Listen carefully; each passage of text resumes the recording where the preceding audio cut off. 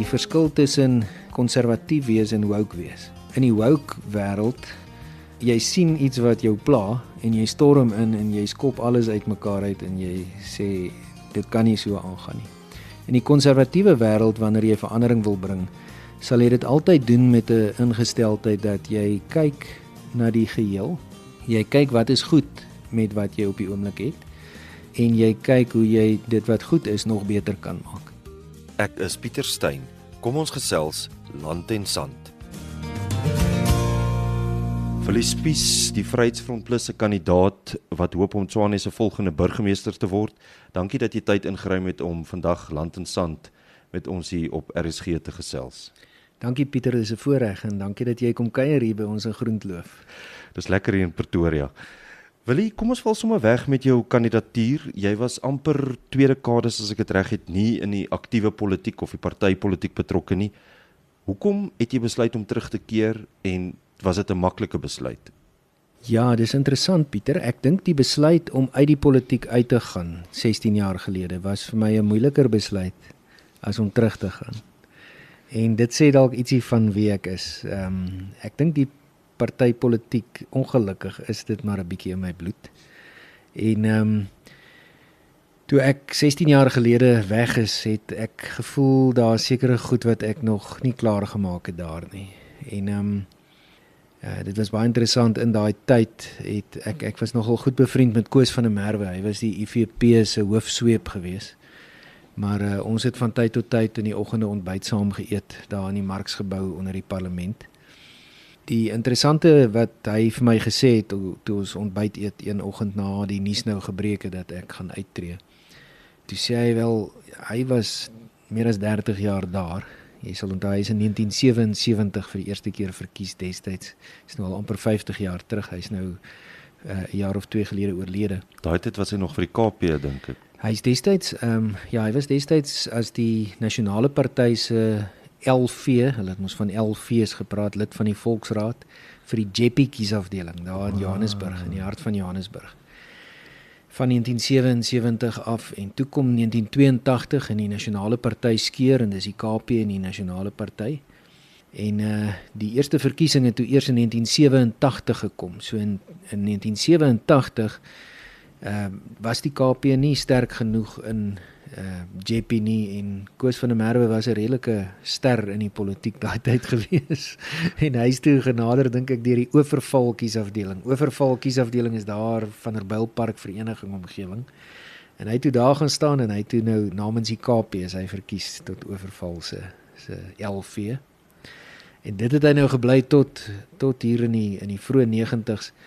Toe die KP hom uitgeskop, want Koos, hy het nie verkrampte idees om dit so te stel gehad nie. Koos was 'n pragmatiese ou, wat gesê het, byvoorbeeld, hy het gesê, hy staan baie sterk op Afrikanerskap. Kwessies soos federalisme is vir hom baie belangrik. En op daardie stadium met die KP het 'n baie ek sou sê rigiede ingesteldheid gehad teen onderhandeling met die ANC, teen deelname aan die proses om 'n nuwe grondwetlike bedeling te skep.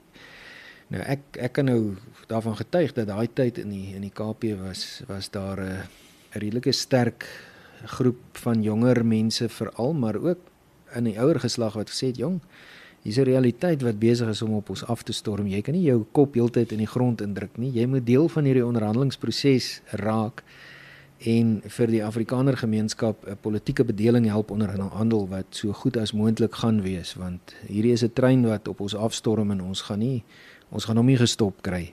Ons sal op die trein moet klim en hom probeer stuur in die rigting wat hy moet gaan. Nou ja, ons ken daai geskiedenis. Koos van der Merwe is toe uitgeskop uit die KP uit. Uiteindelik het hy by die IFP beland van Buthelezi. En toe het hy hulle hoofsweep geword van 1994 en ek dink hy het uiteindelik afgetree omtrent in 2014. Ja. 2014 was sy laaste jaar as in die parlement, as dit nie 2019 was nie, maar ja, op daai stadium 2009 was ek nou pas klaar met my eerste termyn, ek pas herkies vir my tweede termyn, en toe kom ek by hierdie kruispunt waar ek nou bepaalde standpunte gehuldig het, wat op daai stadium nou nie heeltemal in lyn met die party standpunt was nie. En dit skep maar altyd spanning. Partykeer as daar spanning is, moet 'n mens nie in 'n geveg instorm en beklei tot die dood nie. Partykeer moet 'n mens net so 'n bietjie wegstaan van die spanning, want deur 'n bietjie weg te staan kry 'n mens meer perspektief en jy kry meer helderheid. So my besluit destyds om uit die politiek uit te gaan was 'n besluit om 'n bietjie weg te staan en 'n bietjie afstand te kry. So in daai selfde tyd het Kali Kriel my genader en gesê AfriForum het pas tot stand gekom. Hulle het op daai stadium so hulle was toe baie trots, hulle het van 5000 lede tot 8000 lede gegroei op daai stadium. So ons het daai tyd gedink dis baie, maar sedertdien het AfriForum meer as 300 000 lede gekry. Hy het my toe genader en gesê hulle wil baie graag dit wat ek by die Vryheidsfront begin doen het deur burgerregte litigasie aan die gang te sit, wil hulle ook in AfriForum voortsit. Nou dis interessant, die eerste burgerregte hofsaake wat ek gedoen het was nie vir AfriForum nie, dit was vir die Vryheidsfront. Daar's 'n paar wat nou belangrik is. Pretoria se naam, die feit dat Pretoria se naam nog Pretoria is danksy 'n hofaansoek wat ons in 2007 gebring het en 'n interdik wat ons hier in die Pretoria se Hooggeregshof gekry het teen die verandering van naambordjies rondom die stad. En daai interdik wat daar toegestaan is, staan vandag nog. En later het die politieke besluitnemers eintlik maar half hulle self daarmee versoen dat die oplossing eintlik daarin is dat die munisipaliteit bekend staan as Tshwane, maar die stad Pretoria het Pretoria gebly en dit staan so in die omgangstaal bekend. Die Universiteit van Pretoria het die Universiteit van Pretoria geword en ek het nou die dag kyk ek na die universiteit se nuwe logo. Dis in Afrikaans, Engels en Noord-Sotho, maar al drie verwys na die Universiteit van Pretoria. En dis mooi om dit te sien. So dis iets wat deur burgerregte litigasie wat ons destyds binne die Vryheidsfront begin het, afgehandel het. En dan net voor die 2009 verkiesing het ons natuurlik die saak rondom stemreg vir Suid-Afrikaners wat na die buiteland uitgewyk het. Op daai stadium kon 'n persoon wat tronk toe gestuur is, 'n krimineel, kon stem. Ook danksy 'n grondwetlike hof uitdaging. Maar is 'n wetgehoorsame Suid-Afrikaner wat vir 'n jaar of 2 in die buiteland gaan werk net om bietjie sy horison te verbreek, sy stemreg is weggeneem. Jy kon nie as jy in die buiteland is stem nie. En ons het dit gaan uitdaag, ook begin hier in die Pretoria se Hooggeregshof met 'n dringende hofaansoek. En omdat dit oor die grondwetlikheid van 'n wet daai tyd gegaan het, het dit dadelik grondwetlike hof toe gegaan. En die grondwetlike hof het letterlik 2 maande voor die 2009 verkiesing besluit dat reëlings getref moet word dat Suid-Afrikaners wat in die buiteland is ook kan stem. En in daai verkiesing het daar so 20,000, amper 20,000 mense in die buiteland toe gestem. Daai syfer het nou al gegroei.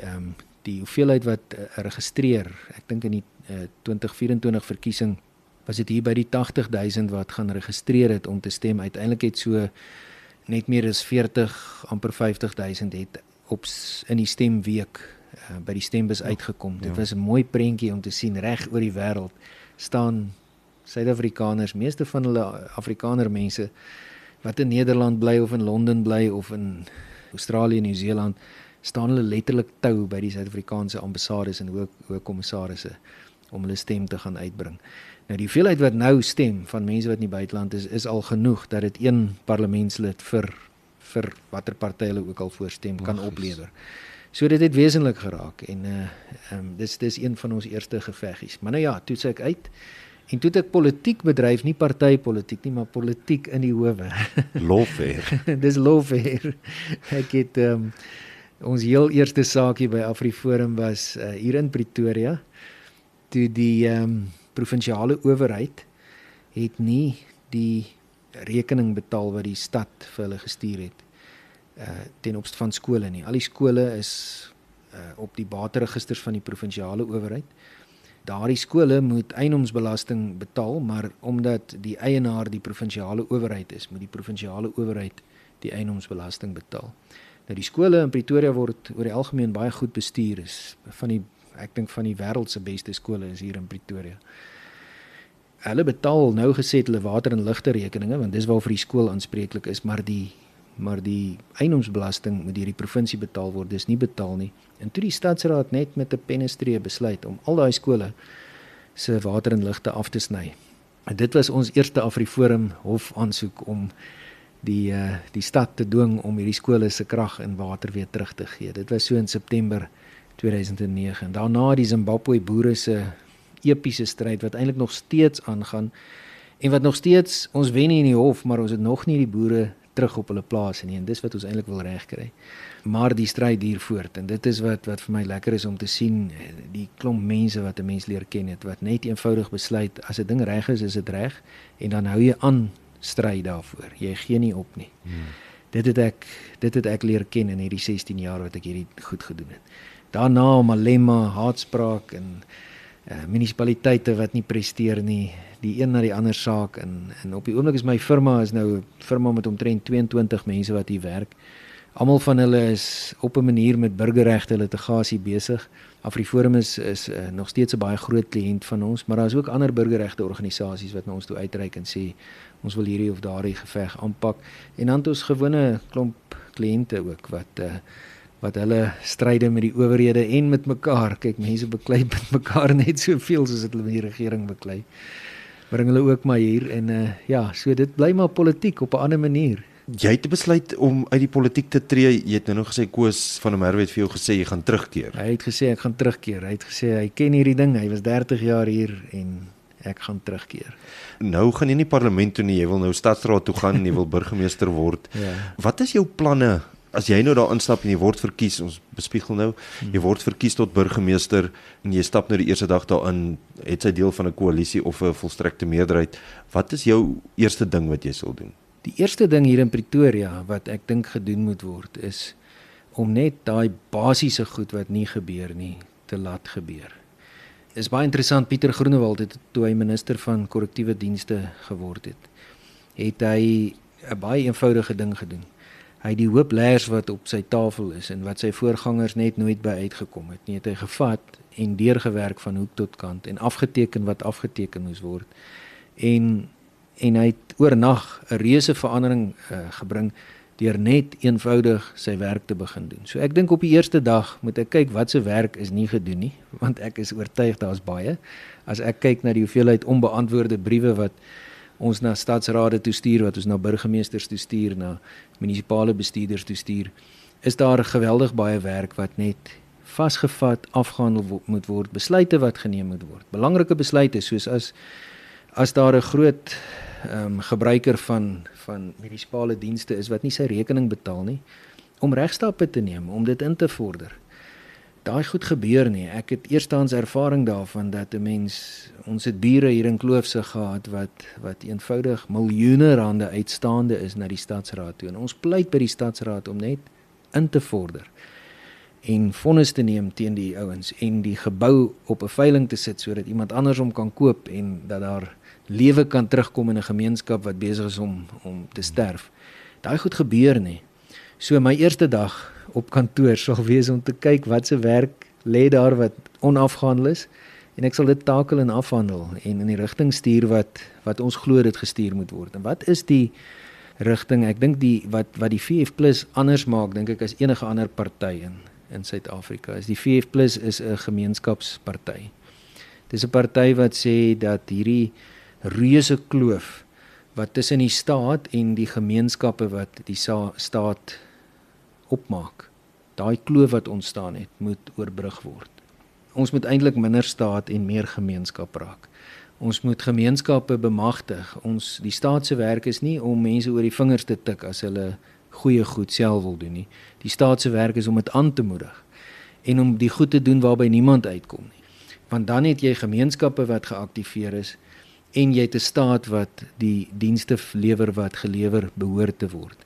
Ek vind al hoe meer in my werk dat die staat en die reguleerders wat deur die staat geskep word, skryf reëls. Hulle is verskriklik lief vir reëls. As hulle dink as die moordsyfer hoog is, dan dink hulle wel as ons nou die minimum vonnis vermeerder van 20 jaar na 30 jaar deur die wette verander, dan gaan die moordsyfer afneem. En dan neem dit nie af nie, want dit is nie die regulasie wat oorgeskryf moet word nie. Dis die werk wat net gedoen moet word. En ek dink dit is my uitgangspunt. Ons moet net eenvoudig begin om die werk wat gedoen moet word te doen. En daar is so baie laafvrugte wat hang om gepluk te word. Daar is so baie klein oorwinningkies wat behaal kan word. Iets eenvoudig soos om Kerkplein net eenvoudig weer op te ruim en skoon te maak. Iets soos om die sakegemeenskap wat daar besigheid doen te sê, hoorie, organiseer julleself, praat met kultuurorganisasies, skep, maak gebruik van beleidsrigtings wat hier bestaan. Ons het in die stad, het ons byvoorbeeld 'n stelsel wat voorsiening maak vir, hulle praat van CUPs of Community Upliftment Precincts, gemeenskapsopheffingsdistrikte of gebiede, waar die beleid bestaan reeds om gemeenskappe te bemagtig, om selfbeheer te vat en dinge skoon te maak, reg te maak, in stand te hou, beter te maak. Maar dit word nie gedoen nie, want wanneer die mense aansoek doen, dan is daar een of ander slim amptenaar wat 110 redes uitdink hoekom dit nie moet gebeur nie. Daai tipe van regulering en oorregulering moet uit die pad uitgevat word en die gemeenskappe moet weer geleentheid kry om te blom. En ek dink deur sterk gemeenskappe te skep, Suid-Afrika is maar 'n gemeenskap van gemeenskappe, en deur 'n klomp sterk gemeenskappe wat lewenskragtig is, wat toekomsgerig dink, wat nie net aan hulle self dink nie, maar wat aan die volgende geslag dink, deur hulle te skep en hulle aan te moedig om te bestaan en nie in hulle pad te staan wanneer hulle iets goeds wil doen nie, maar hulle te help wanneer hulle iets goeds doen, om dit nog beter te doen. Kan 'n mens die stad in betreklik kort tyd omkeer en 'n nuwe kultuur hier skep, wat dinge ten goeie kan verander. Dit was interessant, toe jy aangekondig is, jou kandidatuur op daai perskonferensie, toe Corneille Mulder gesê, die VF+ se leier, julle doen iets wat nog nooit tevore gedoen is nie, en dit gaan daaroor dat julle amper 2 burgemeesterskandidaate gaan stel, vir jou en nommer 1 in Grandi Tennyson. Was daar nie bietjie wrywing gewees, om Grandi is nou al jare by die stadsraad, en hier word jy soos die Engelsman sê, amper ingeparachute van die kant af nie? Of... Nee, kyk, dit is 'n algemene ding in die politiek. Helen Zille bly in Kaapstad. Sy het haar beskikbaar gestel nou as burgemeesterskandidaat in Johannesburg, en sy gaan burgemeesterskandidaat in Johannesburg wees. So is daar hope voorbeelde. Ek dink Silje Brink self van die DA hier in Pretoria was 'n parlementslid wat hom toe op 'n stadium beskikbaar gestel het vir die burgemeesterspos in Pretoria en toe herontplooi is. Dis 'n algemene ding in die politiek. Wat ons wel in die VF+ doen is, en ek dink dit is wat ons ook onderskei van ander partye. Ek het op 'n stadium in 'n onderhoud met Hanlie Retief gesels oor die verskil tussen konservatief wees en woke wees. In die woke wêreld, in die liberale wêreld, woke is eintlik nie liberaal nie, dis Ja. heeltemal van die waar of ander kant toe. Liberaal is nog hanteerbaar, maar woke is hulle is ouens wat die baba altyd met die badwater sal uitgooi. Maar in daai wêreld storm jy sien iets wat jou pla en jy storm in en jy skop alles uitmekaar uit en jy sê dit kan nie so aangaan nie. In die konservatiewe wêreld, wanneer jy verandering wil bring, sal jy dit altyd doen met 'n ingesteldheid dat jy kyk na die geheel. Jy kyk wat is goed met wat jy op die oomblik het en jy kyk hoe jy dit wat goed is nog beter kan maak. So ek dink die strategie wat ons gevolg het hier in Pretoria om te sê, wel, ons kondig nie net 'n nommer 1 kandidaat aan nie, ons kondig 'n nommer 1 en 'n nommer 2 kandidaat aan, is ietsie daarvan. Grandi Tennyson is 'n uitstekende administrateur. Hy het uitstekende werk gedoen hier op die burgemeesterskomitee alreeds, in die tyd wat die VF+ deel van die koalisie in Pretoria was. En hy lei 'n caucus wat uit 17 mense bestaan op die oomblik. Ons hoop is na die verkiesing baie meer. En hy doen dit met onderskeiding. Mense wil dit nie wegvat van hom of van enige ander persoon af nie.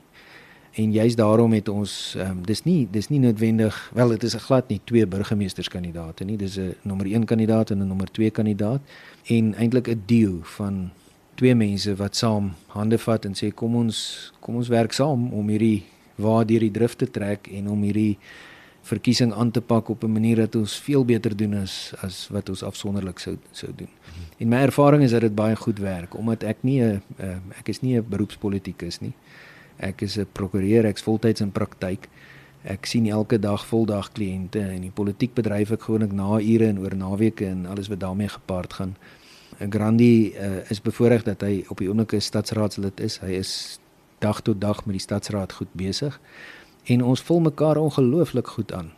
En ons het eintlik onsself sterker gemaak, nie swakker gemaak deur hierdie resep te volg om te sê hierdie is nie 'n alles of niks situasie nie, dis 'n ding wat ons saam gaan aanpak en saam 'n sukses van gaan maak.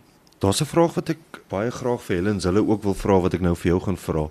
As die VF+ nie goed genoeg doen nie en jy weet jy word nou nie burgemeester nie, sal jy tevrede wees om 'n gewone oppositie stadsraadslid te wees of gaan jy terugkom na jou praktyk toe?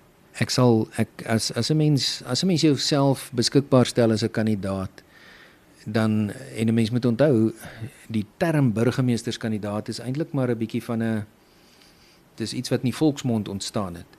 'n Mens het 'n politieke party het kandidaate vir die verskillende wyke en dan het jy kandidaate vir 'n proporsionele lys. En op die proporsionele lys staan daar nêrens hierdie persoon is 'n burgemeesterskandidaat nie. Die proporsionele lys is genommer van nommer 1 tot in Pretoria se geval sal dit tot by 107 wees. As jy jouself beskikbaar stel om verkies te word, en daar's baie voorbeelde in die politiek. Ek dink aan iemand soos Mampela Rampele. Ek dink aan Herman Mashaba. Daar's geweldig baie mense wat hulle self verkiesbaar stel om president van die land te word. En dan doen die party nou nie so wat wonders nie en dan ruk hulle op en dan gaan doen hulle iets anders en hulle stap weg van die hele storie af.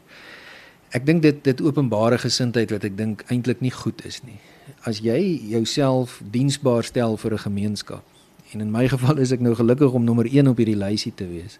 En as die VF+ goed doen of as die VF+ 'n senior lid van 'n koalisie kan wees en dit beteken nou hoër ampte om dit so te stel, dan is dit wonderlik. Maar as dit nie so is nie, dan sal dit half gewetenloos van my wees om dan net weg te stap en te sê ek los dit. So om jou vraag te antwoord, ek sien kans om 'n gewone raadslid ook te wees. Trouwens, voordat ek genomineer is, het ek gesê my besluit om terug te gaan partypolitiek toe was 'n besluit om weer 'n politieke aktivis te word. As dit beteken ek moet plakate opsit en pamflette uitdeel, dan doen ek dit ook. En nou het ek dit al 'n slaggie gedoen en dis heel lekker. Is baie anders as prokureurswerk. Dit is 'n ander wêreld om daar op 'n straathoek met 'n groen hempie aan te staan en mense te groet en te hoop hulle waai met al hulle vingers terug. Maar dit is 'n ander wêreld, maar dit is nodig. Dit is deel van hierdie droom wat ons het om gemeenskappe weer nader te bring aan die staat en minder staat en meer gemeenskap te help skep. Om eintlik in die manier hoe ons stad regeer word, hoe ons provinsies regeer word, hoe die land uiteindelik regeer te word, te sien hoe gemeenskappe, gesonde, veerkragtige gemeenskappe met die instellings wat hulle tot stand gebring het, toegelaat word om 'n verskil te maak en dinge in 'n beter rigting te stuur. So, dis alles deel of jy dit nou doen deur pamflette uit te deel en op straathoeke te staan en of jy dit nou gaan doen met 'n ketting om jou nek as burgemeester. Dit maak nie saak nie, as jy jou hand opsteek, dan moet jy ja sê vir die hele pakkie, nie net vir die glans nie. Deel van daai pakkie is nou nie net Pretoria nie, dis ook Mamelodi, Soshanguve, Atteridgeville en so aan, wat nie soort van die tradisionele sake is, hofsaake wat jy aangevat het noodwendig nie. Hoe sien jy daai gemeenskappe? Ja, ek wil van jou verskil oor die sake wat ons aangepak het, die interessante van ons groot bondgenote byvoorbeeld in Guati, wat nou die Parys munisipaliteit is hier in die Vrystaat. Is van ons groot bondgenote is juist die township mense, want hulle kry nog swaarder as wat die voorstedelike mense. Voorstedelike mense het boorgate en hulle het watertanks en hulle het sonkragpanele aangelê. Die township mense is geheel en al uitgelewer aan die totale wanbestuur van daai munisipaliteite. So om daai vraag net vinnig te antwoord, die burgerregte sake wat ek gedoen het namens AfriForum en wat ons firma in die toekoms hoop om nog steeds te doen, is nie net om een gemeenskap te help nie. Elkeen van daai sake het 'n spin-off gehad, om dit so te stel, wat die hele gemeenskap, al die gemeenskappe van 'n bepaalde munisipale gebied gehelp het en waaroor ouens saam met ons fees gevier het oor die uitslae. Wat Mamelodi, Atteridgeville en die areas betref, is ons nogal verstom. Daar's 'n geweldige opbloei in ondersteuning ook vanuit die townships uit vir die VF+. Ons kry mense wat uit die townships kom en sê ons wil graag 'n tak stig, ons wil graag aansluit, ons wil graag 'n kandidaat in hierdie wyke wees. So waar ons in vorige verkiesings, wel in die 5 jaar gelede in 2021, was daar al voorbeelde waar mense vanuit die townships betrokke geraak het by die VF+ en verkies is. Sien ons nou hier in Pretoria ook. Ons het 'n lewendige tak in Mamelodi op die oomblik. Ons glo ons sal ook in Atteridgeville en Soshanguve en Mabopane en die plekke aan die belangstelling en aan die lede aansoeke wat ons ontvang, waarskynlik ook takke daar kry. En ons gaan moeite doen om mense vanuit daai gemeenskappe in daai gemeenskappe te laat staan ook as kandidaate in 'n behoorlike verkiesingsveld tog reg deur te voer. Want die visie wat ons het, die VF+ is 'n Afrikaner party. Daar's nie twyfel daaroor nie. Die handelsmerk van die VF+ is die Afrikaner handelsmerk. Ek tref baie keer die vergelyking om te sê rugby het ook 'n Afrikaner handelsmerk geword. Al is die rugbyspan al so divers as wat jy kan kry. Tot 'n groot mate is die rugby en die sukses van rugby dra die handelsmerk van Afrikaners. Tot die mate dat toe ek in die parlement was 2007 en ons in 2007 die Wêreldbeker gewen het ou Castro Ngubeni wat daai tyd die Young Communist League se general secretary was. Ou Castro my gekontak en gesê ek wil vir die Springbokke geluk sê met hulle Wêreldbeker oorwinning, maar ek voel ek moet dit in Afrikaans sê. Kan jy my help om net 'n Afrikaanse gelukwensingsboodskapie vir die Springbokspan te stuur? Nou ons het dit toe nou gedoen en nou Castro toe nou in Afrikaans vir die Springbokke, want Springbok rugby is ietsie van 'n Afrikaner handelsmerk. Net so is die VF+ ietsie van 'n Afrikaner handelsmerk. Baie van die oom Pieter stemme wat opgaan en sê ons soek vir 'n slagskoon regering, ons soek eerlike regering, ons soek mense wat in die kantoor kom en die hoop leers wat daar lê deurwerk en afhandel en die land 'n bietjie beter maak. Is swart mense wat sê ons wil vir oom Pieter stem want ons wil hierdie Afrikaner handelsmerk weer sien blom in die land. Afrikaners is lief vir Suid-Afrika. Ons is lief vir wat hier tot stand gebring is en ons wil graag sien dat dit werk. Ons wil graag sien dat dit werk ter wille van al die mense wat in die land bly. So die feit dat die Afrikaner handelsmerk van die VF+ 'n Afrikaner handelsmerk is, doen nie afbreek aan die feit dat daai handelsmerk ook vreugde en sukses vir al die gemeenskappe rondom Pretoria kan inhou nie. En ek dink ietsie daarvan is besig om te gebeur.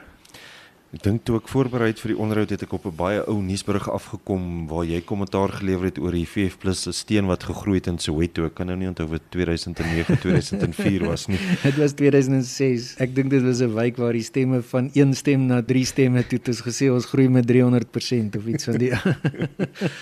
Willie, jy het nou in Guate munisipaliteit genoem Parys en as ek reg verstaan, het jy daar op die oewers van die Vaalrivier by Parys groot geword. Ja, ek is daar gebore in die Vrystaat. Ek het my eerste skooljaar by die laerskool Hendrik Verwoerd daar in Parys deurgebring. Ek sien die skool se naam is nou Parys Laerskool. Maar 'n wonderlike gemeenskap. Parys is 'n wonderlike dorp. Ek dink altyd met 'n lekker hart terug aan my kinderdae daar waar ons in die breë strate, die strate is so wyd dat 'n ossewa nog daarin kon draai. En ons het in daai strate gespeel met die leivoortjies wat langs die strate verbygeloop het en Parys is een van daai plekke ook natuurlik met die Rooidam wat daar aan die een kant van die stad is. En 'n leivoorstelsel wat jy die hele dorp se erwe kon hulle tuine nat gelei het uit hierdie leivoortjies wat langs die huise verbygeloop het. Pragtige dorpie. Dit het ongelukkig 'n bietjie tot niet gegaan. Maar 'n wonderlike gemeenskap met wonderlike mense. Was jy daar nou van sub A tot matriek of het Nee, ek het my eerste skooljaar daar, soos net my kleuterjare wat ek daar deurgebring het. Ons is my pa het vir die staatsdiens gewerk en hy is toe verplaas, hulle daai tyd sê verplaas met bevordering hier na die hoofkantoor in Pretoria toe en hy toe die res van sy loopbaan in die staatsdiens het hy hier in Pretoria afgehandel. En dit het beteken dat ek 'n Pretoriaaner geword het.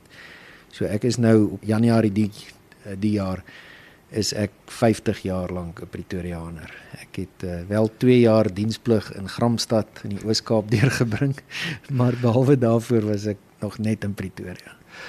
Willie, en vertel ons 'n bietjie van jou ouers. Jy het nou gesê jou pa was in die staatsdiens, maar was hulle ook baie politiek bewus, jou pa en jou ma?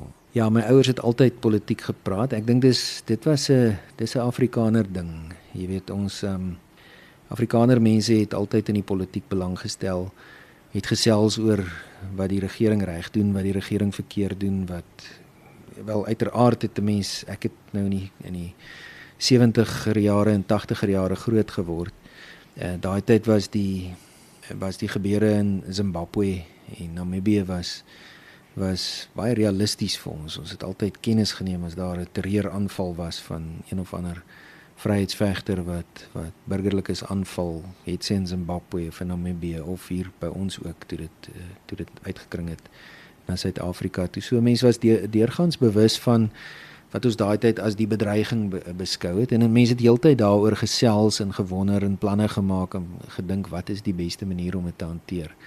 So om daai vraag te antwoord, ja, my ouers het baie in die politiek belangstel, my pa en my ma, ek dink my ma was eintlik die vurige een van die twee. En ons het baie politiek gepraat en dit het maar so bietjie met die moedersmelk saamgekom. En het jy susters of broers of so aan? Ek is deel van 'n baie groot gesin. Ek is die jongste van 7 kinders. En ek is die enigste seun van die kinders. My pa het sy loopbaan het so verloop, uit sy loopbaan begin in Bloemfontein, in Vrystaat, in die Vrystaatse streekkantoor van wat ons nou later as Telkom leer ken het. Hy is toe verplaas na Parys toe om daar te gaan werk en toe uiteindelik na Pretoria na die hoofkantoor toe. Al 6 my susters is in Bloemfontein gebore. En toe word hy verplaas Parys toe en toe hulle daai Vaalrivier se water inkry, toe word ek gebore. Kom daar 'n seun. Ek het gereeld vir my pa gesê, pa, kon julle nie net 'n bietjie vroeër van Bloemfontein af Parys toe getrek, dan ek daarom 'n broer of 2 gehad, nou het ek 6 susters en dis swaar. Maar dit was daarmee swaar nie. Jy sê nou jy was die enigste seun tussen 'n klomp dogters. Ja. Watter tipe kind was jy? Was jy soort van 'n bedorwe enigste seun, jongste kind? Jy het later prokureur geword, so was jy altyd gehoorsaam en by die reëls en die wet gehou? Ja, ek moet sê ek was 'n soet kind geweest. Ek was nie stout nie. So ek was en dit is 'n sagte wêreld om in groot te word tussen 6 sissies. Mense die tipiese gevegte wat 2 boeties het. Ek sien nou my eie 2 seuns hoe hulle met mekaar stoei en vir mekaar opkuil en te kere gaan. Ek het nie dit gehad nie, weet. Ons het gesels en gepraat in die huis, maar dis nie 'n moeilike lewe nie. Ek het eers met die harde lewe te doen gekry toe ek my diensplig gaan doen het en hier tussen 'n klomp mans in die weermag geweer gekry het en 'n trommel en 'n swaar sak om rond te dra. Toe is ek nou met die werklikheid van die lewe gekonfronteer, maar ja, dit was 'n aangename huis om in groot te word. Ons is 'n liefdevolle familie. My ouers hulle is albei al oorlede en van my 6 sissies, ek het 2 susters verloor in die COVID tyd. So van die 6 is 4 oor. Maar ons het nog geweldig baie kontak. Ons is baie lief vir mekaar en ons is maar 'n regte groep. Het jy altyd geweet jy wil gaan regtes wat was prokureur word? Was dit deel van jou toekoms van dit jy min of meer kan onthou? Dit klink nou baie erg om dit te sê. Ek het nog altyd van politiek gehou. Mense het gesê nee, maar jy kan nie staatsleer. Hulle daai tyd politieke wetenskappe het hulle staatsleer genoem. Jy kan nie staatsleer gaan swat nie, want wat kan jy doen met staatsleer? So baie mense wat in die politiek belangstel het politieke wetenskappe gaan studeer. Maar daai tyd het ek vir myself die saak uitgemaak. Nee, wat dit lyk vir my as ek so kyk na die ooms wat uiteindelik in die politiek eindig is of predikante. Ek sou nie by sê dis die predikante wat hulle vrouens gelos het nie, want dit was ook 'n ding daai tyd. Maar nee, predikante, prokureurs, mediese dokters hier en daar het in die politiek beland uiteindelik, maar oor die algemeen, die gemene deler is maar mense wat belangstel in hulle gemeenskappe. Ja, ek het toe besef, maar die regte is 'n goeie onderbou vir as mense in die politiek belangstel. So ek het regte gaan studeer omdat ek in politiek belangstel, nie omdat ek in regte belang gestel het nie. En uiteindelik het die twee so lekker in mekaar ingevloei, want die regte is maar die plek, die howe is die plek waar wette wat gemaak word, getoets word. Dis die plek waar wette uitgevoer word. Dit is die regswêreld is die wêreld waarin die politiek en die gemeenskap eintlik by mekaar kom en die twee daai spanningspunt waar dit op die proef gestel word. En daarom dink ek dit was op die einde baie goeie toerusting. Maar ja, die politiek is maar 'n bietjie in my bloed van kleins af. Het jy toe op tikkies gaan swat? Ek neem aan want jy Ja. sê jy was nooit weg uit Pretoria uit nie. Ja, nee, ek het direk na skool uiteraard die 2 jaar diensplig aangepak en na die diensplig by tikkies ingeskryf. Ek was hier in Sonop Koshuis gewees vir 5 jaar en dit was die 5 gelukkigste jare van my lewe. Dit is ek het gereeld toe ek nou eers met my klerkskap begin hier by 'n prokureursfirma in die stad. As ek gestuur word om leers en goed te gaan aflaai, dan ry ek so met my kar so stadig verby daai koshuis. En dan voel ek of ek lang trane wil huil oor die goeie ou dae wat verby is. Want daai 5 jaar op universiteit was wonderlik, maar ja, by tikkies gestudeer en die koshuis gebly. Maar sedertdien het ek nou 2 seuns wat die oudste een is nou al deur die universiteit, ook deur dieselfde koshuis. Die tweede een is nou 'n tweede jaar hier in die koshuis. Hy studeer nou nie regte nie, hy doen BCom Rek. En dis hulle ervaring ook. Hulle sê hulle studeer nie by die universiteit nie, hulle studeer by die koshuis. Jy leer baie meer daar. Willie, was jy 'n aktiewe student? Was jy aktief by studentepolitiek betrokke en so aan? Ek was eintlik meer by studente kultuuraktiwiteite. Daar was in my studente daar was daar 'n organisasie die Volkswag. Ek weet nie of die naam vir jou bekend klink nie. Dis 'n kultuurorganisasie wat in 1984 gestig is deur Prof Karel Boshoff, wat 'n mens nou die naam sê bekend vind. En die Afrikaner Volkswag het 'n studentevleuel gehad wat as die studentewag bekend gestaan het. So ek was by tikkies was ek die voorsitter van die studentewag se tak gewees daar. Ek het ook 'n bietjie in journalistiek belang gestel, so ek het by die Parabay betrokke geraak, die studentekoerant hier by tikkies.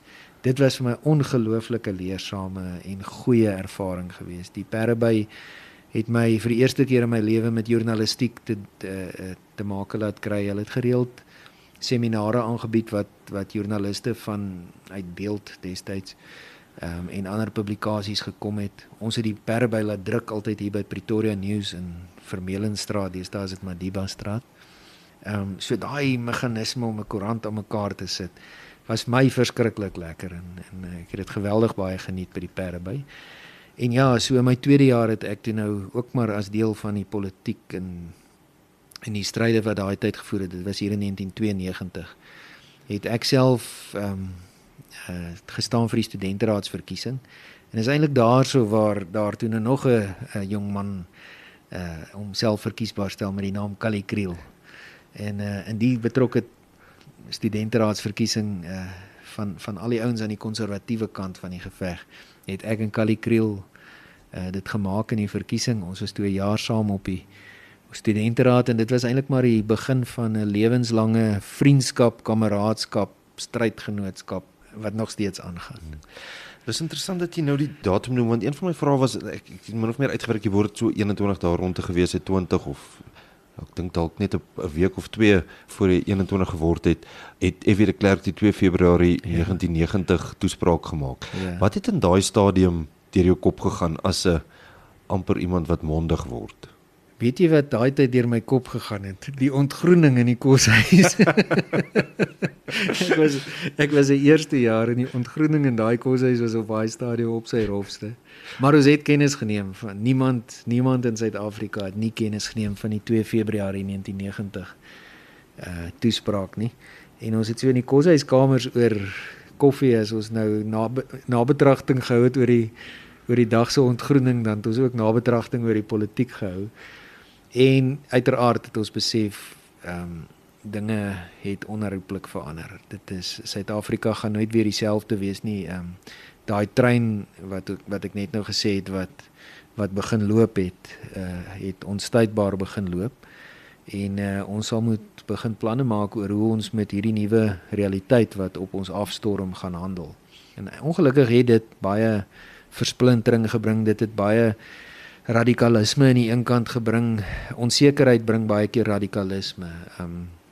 En te midde van al hierdie verskillende strominge en goed, het ek myself altyd tuis gevoel by 'n skool van mense wat gesê het, maar ons Afrikanerskap is belangrik, ons bestaan as 'n gemeenskap en ons voortbestaan as 'n gemeenskap en volk, as jy dit so wil noem, is belangrik. Maar dit help nie om teen die prikkels te skop nie. Ons moet hierdie nuwe bedeling wat op ons afstorm, moet ons bekyk en ons moet onsself posisioneer op 'n manier dat ons onsself sal kan handhaaf binne hierdie nuwe bedeling. Hoe dit presies sou kon gebeur, het ons nie regtig op daai stadium geweet nie, want dit was so totaal nuwe paradigma wat op pad was. Ons het gekom uit 'n paradigma van wit minderheidsregering waarvan die meerderheid Afrikaner mense was, die nasionale party wat 'n Afrikaner party was met konservatiewe waardes eintlik maar was in bewind gewees. En die staat het gesorg vir die skole, die staat het eintlik vir alles gesorg. Die staat het die kultuurorganisasies aan die gang gehou. Die staat het op 'n manier selfs die vakbondwese op 'n manier gesubsidieer. Meeste van die instellings wat op daai stadium bestaan het, was eintlik maar verlengstukke gewees van die staat. So terwyl ons daai tyd die staat as ons veilige vesting beskou het, het ons nooit besef dat dit is eintlik juis ons swakheid nie. Dat ons het as 'n gemeenskap in die vorige bedeling heeltemal te veel aan die staat toevertrou. Ons het ons skole aan die staat toevertrou. Ons het ons kinders se toekoms aan die staat toevertrou. En dis goed wat jy self eienaarskap van moet noem. Jy moet dit nooit aan die staat oorgee nie. Maar dit het gebeur en toe die staat, toe ons in 1990 besef, hier gaan 'n proses kom dat hierdie staat wat opgebou is en wat ons vertrou het met alles, met die opvoeding van ons kinders, met ons gesondheidsorgstelsel, met ons veiligheid, met alles, dat dit onder beheer van 'n vreemde gesag gaan kom wat dalk nie dieselfde waardestelsel as ons deel nie, het ons nie regtig geweet wat om daarmee te maak nie. En daarom het ek geweldig baie respek vir iemand soos Flip Buys, wat hier so in daai tyd het hy gewerk as 'n organiseerder, 'n gewone organiseerder by die Mynwerkersunie 1990-91. En hy het 'n bepaalde pad geloop. Uiteindelik in 1997 het hy die hoofsekretaris van die ou Mynwerkersunie geword. Hy het dit omskep in solidariteit. En ek het daai tyd al kontak met hulle gehad en tot die mate wat ek toen al 'n prokureur was, 'n bietjie prokureurswerk vir hulle begin doen. Maar die een ding wat Flip Buys van die begin af gesê het, is dat ons moet instellings skep om ons as gemeenskap sterk te maak. 'n Gemeenskap raak sterk deur die instellings wat hy skep. En waar ons tot voor 1990 was die staat ons instelling en ons het gedink deur te stem en die staat oor te neem, het jy alles gedoen wat jy moet doen.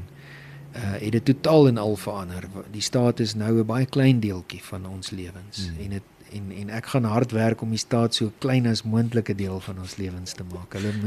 Hulle vlerke moet geknip word. Ek wil daar inklim om vir hulle te sê, maak julle self kleiner en maak julle self skaars. Gee die gemeenskappe geleentheid om hulle werk te doen en om te groei en om nuwe idees te laat groei en te laat blom en goeie goed tot stand te bring.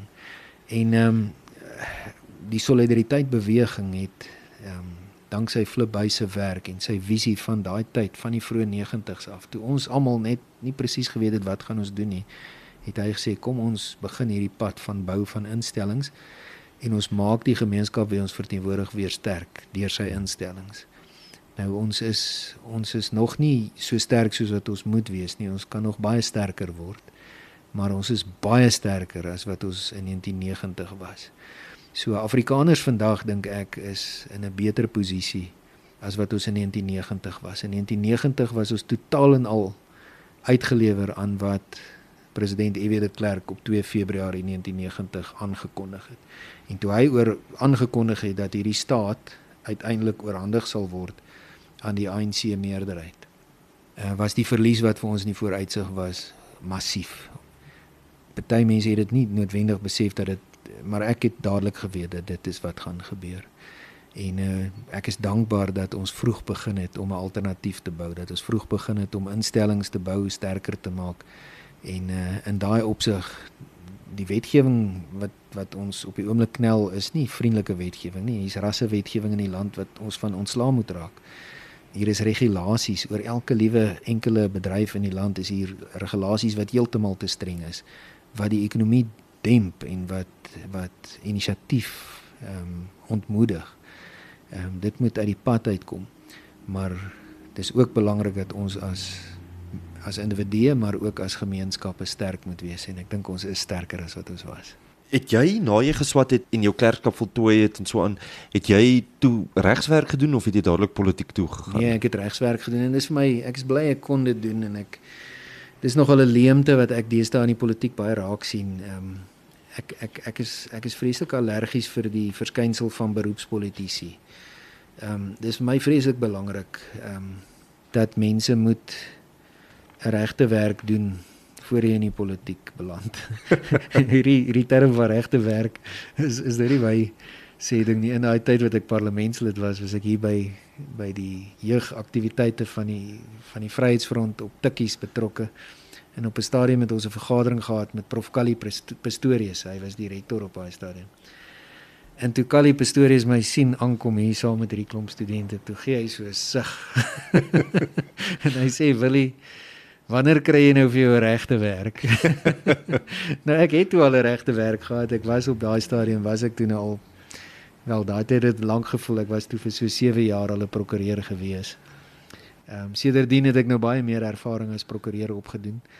Maar dit is vir my vreeslik belangrik dat 'n mens nie net moet politiek toe gaan en 'n beroepspolitikus word nie. Ek dink probleme wat in ander partye ontstaan is probleme wat ontstaan as iemand kort na sy skoolloopbaan voltooi is. In sekere gevalle het hulle nog nie eens 'n universiteitsgraad agter hulle name nie. Dan word hulle 'n stadsraadslid en van 'n stadsraadslid 'n wetgewerlid en van daar af 'n parlementslid en dan word hy 'n minister en dan is jy verbaas as jy 'n minister skryf wat geen verwysingsraamwerk het en nie verstaan hoe basiese goed werk en basiese goed in mekaar steek nie. Dis nie omdat dit 'n slegte mens is nie, is omdat dit 'n mens is wie se verwysingsraamwerk gevorm is net in hierdie regeringsinstellings, in 'n stadsraad, 'n provinsiale regering en 'n nasionale regering. So dis sy enigste verwysingsraamwerk. As 'n mens bietjie in die privaat sektor gewerk het of in die selfs in die staatsdiens gewerk het, die feit dat jy werk en sien hoe dinge gedoen word op 'n dag-tot-dag basis deur mense wat in die oggende opstaan, werk toe gaan, sy 8 ure werk en terug gaan huis toe, dan bou mense verwysingsraamwerk op wat dit vir jou makliker maak, dink ek, om ook die samelewing te verstaan en om besluite te help neem wat vir die samelewing sin maak. En juist daarom is dit vir my vreeslik belangrik dat ek wil ook deeltydse prokureur bly, selfs al is ek in die politiek. En hoe het jou pad geloop tot in die parlement as LP vir die VF+? My betrokkenheid by die politiek was maar nog altyd. Ek was in my 5de jaar in Sonne op die koshuis waar ek was ek die huisvoorsitter van die koshuis gewees.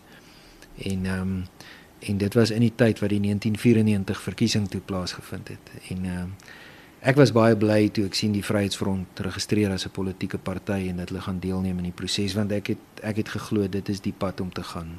Neem deel in die proses en gaan maak jouself sterker binne daai nuwe bedeling wat kom. So ek was baie bly toe generaal Constant Viljoen die Vryheidsfront gestig het.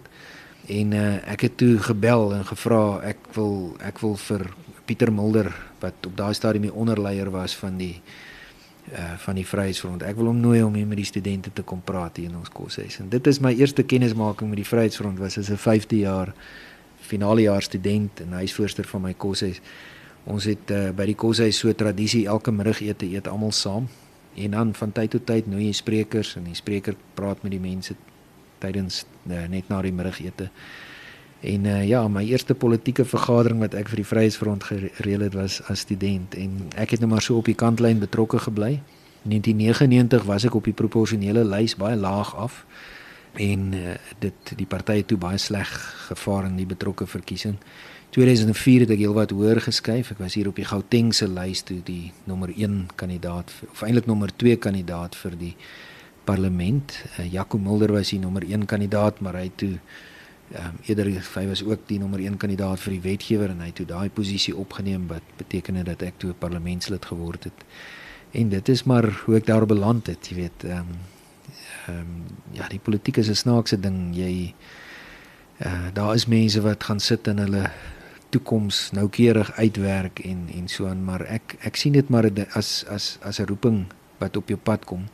En ek sien dit as 'n geleentheid wat op jou pad kom, en as dit jou te beurt val om 'n geleentheid te kry om iewers in 'n raad te dien of iewers betrokke te wees, dan moet 'n mens dit doen met 'n verantwoordelikheidsin en weet daai tyd daar is vir jou geleen, en dit is vir jou geleen met een doel voor oë. Jy is daar geplaas om mense te ondersteun en te dien en te verteenwoordig.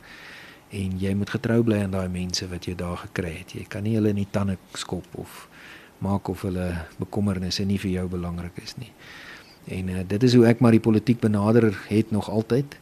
En ja, dit is hoe ek dit maar seker in die toekoms ook sal doen. Het jy dit geniet in die parlement? Was dit lekker Geweldig. om 'n LP te wees? Ja, ek het dit geweldig geniet. Dis interessant, toe ek uitgetree het uit die politiek hierdie 16 jaar, het mense vir my gereeld gesê, jy mis seker nie daai sirkus nie. Nou dit is partykeer 'n sirkus. Maar wat ek wel gemis het, is die feit dat jy heeltyd skouers skuur met 'n geweldige spektrum van denke en idees en persoonlikhede en mense. En dit is maar wat ons in die samelewing ook moet regkry. Hier in my kantoor het ek 'n geweldige spektrum van mense wat hier saam met my werk. As ek stad toe gaan en ek moet in die aktekantoor iets gaan doen, dan het jy weer hierdie geweldige verskeidenheid van mense met wie jy moet werk. En net so in die parlement is dit nou geweldig geaksensieer, want die ouens het nou nog elkeen 'n badge op sy skouer, of dit nou 'n EFF badge of 'n ANC wapen is of 'n VF lapelwapen of 'n etiket of 'n DA, wat ook al. Elkeen van daai mense verteenwoordig ietsie van hierdie breë spektrum van verskeidenheid. En dit maak my opgewonde om dit te leer verstaan en te weet wat ek glo moet gebeur, en te kyk hoe 'n mens dit wat jy self sien nodig is en moet gebeur, hoe jy dit kan versoen en kan verkoop aan die mense saam met wie jy werk. Ek was so vir 7 jaar omtrent, of 6 jaar was ek hier op die regspraktisynsraad van die regsprofessie in Gauteng.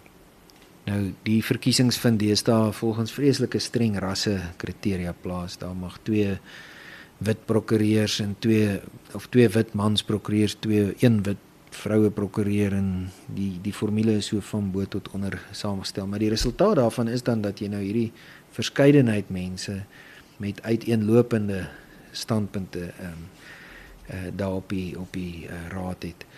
Wat ook gebeur is die swart kandidate word meestal verkies na aanleiding van veldtogte wat gevoer word deur die 2 swart regslei organisasies, die BLA, die Black Lawyers Association, en NADEL wat nou die National Democratic Lawyers Association is. En die ouens is gewoonlik polities baie aktivisties. Ons het nou maar betrokke geraak as regspraktisyns wat nou maar net begaan is oor hoe die professie bestuur word. Maar wat ek daar gevind het is ook presies die vreugde wat ek in die parlement gevind het om met mense te gesels, te verduidelik waar ons vandaan kom en bietjie dieper as daai goed wat jy op die oppervlakte sien, te delf en agter te kom daar diep binne is alle mense is maar mense wat begaan is oor hulle kinders en oor hulle welsyn en oor hoe jy die einde van die maand die rekeninge gaan betaal.